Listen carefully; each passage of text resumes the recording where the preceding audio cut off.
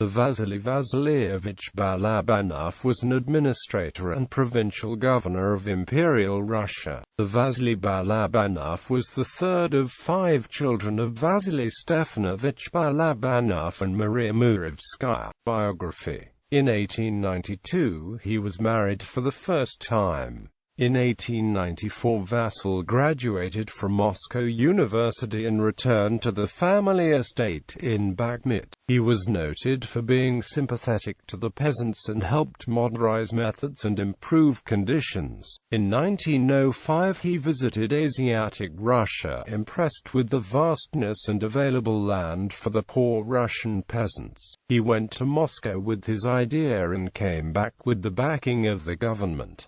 After a slow start, with the loss of the Russian-Japanese War, there were many ex-soldiers and families attracted to the prospect, and a trickle turned into a flood. The vassal received the title of Minister of Resettlement of Turkestan and helped the new arrivals settle in the area. His first wife died after 4 children, and Vassily married Anastasia Kasnitsky from Odessa, a daughter of a Jewish merchant with whom he had 3 children, Vladimir, Basil and Taras. In 1913 Vassily was appointed Governor-General of the entire Turkestan province. He spent time with dignitaries and had one of the few automobiles in this remote area. Although he didn't live in a palace, the official house was large and it had many staff in attendance. With the start of the war in 1914 everything changed. The Tsar needed soldiers from the peasants, and Vassily had to balance this with keeping enough farmers in the fields to produce enough food for everyone.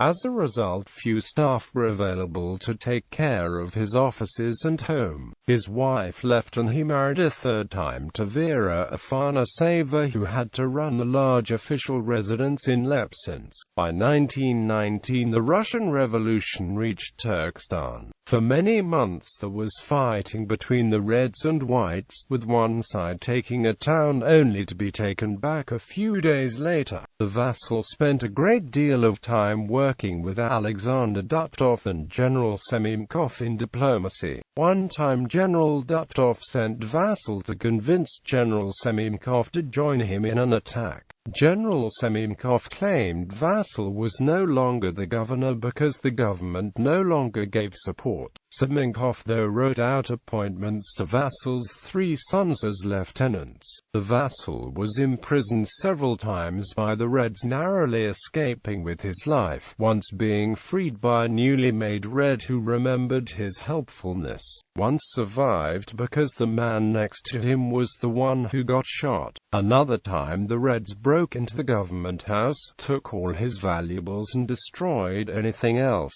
He refused the French offer of sanctuary, but with the help of Lieutenant General Alexander Dutov he escaped through the mountainous passes with his younger children, third wife, and trusted officers to China in 1920. One of the passes he had to pass through a Red blockade by walking quietly at night. He settled in the border area for about 6 months, helping the anti-Bolsheviks until an assassination attempt forced him to flee with his family overland to Kharkov, passing through the Gobi Desert.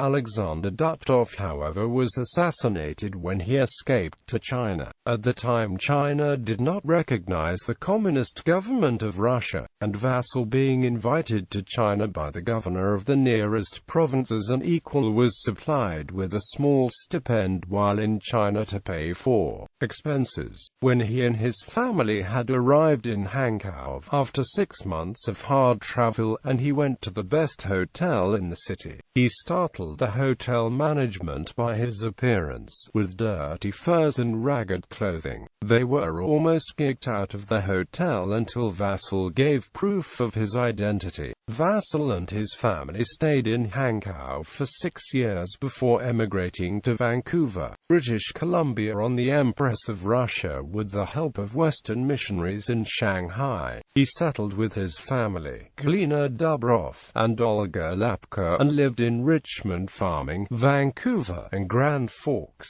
British Columbia, teaching Russian. His family struggled with the change of life and depression in Canada, Vassily never wanting to talk much about his previous life. His life ended in 1947.